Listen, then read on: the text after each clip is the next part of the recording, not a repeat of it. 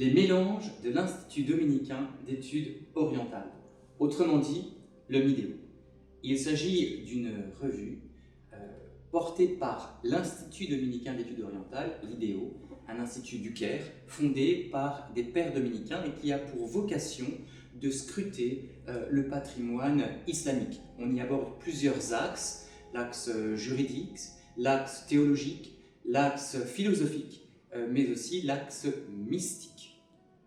Aujourd'hui, cette revue est publiée par les éditions de l'Institut français d'archéologie orientale et chaque article est en accès libre et peut être consulté sur le site d'Open Edition.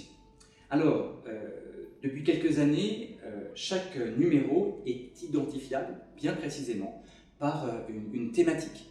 Dans la revue de 2021, le numéro 36, le thème retenu est Ijtihad et Taqlid, deux notions communément utilisées par à la fois la jurisprudence, mais aussi la théologie islamique. Alors l'ijtihad, en tant qu'effort d'interprétation, de contextualisation, de relecture des sources islamiques, apparaît à la fois comme une méthodologie et comme une notion fondamentale pour le réformisme islamique. On l'oppose communément au taqlid, qui est défini comme la répétition, comme l'imitation servile et bornée.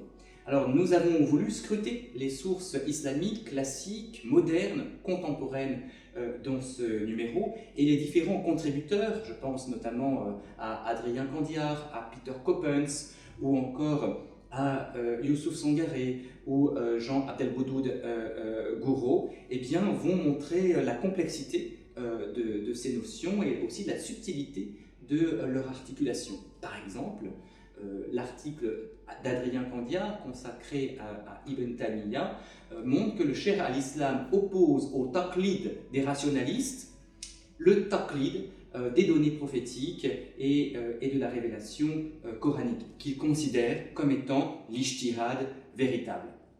Alors d'autres auteurs, bien sûr, sont aussi abordés, comme par exemple Al-Qasami, mais aussi Al-Haïdari, ou encore le cheikh d'Al-Azhar, Abdel Hakim Mahmoud. Alors à propos d'Égypte, comme il s'agit de mélange, tous les articles ne sont pas consacrés à ce dossier. On trouvera un très bel article de Catherine Mayer-Jaouan sur famille et confrérie, où l'historienne traite d'une tariqa de l'époque ottomane jusqu'à 2011. Il y a aussi un très bel article de Renaud Soler, où il rend hommage à cet intellectuel arabe Farouk Antoun, qui était un intellectuel syrien épris d'unité. Donc, un très beau numéro, une très belle lecture.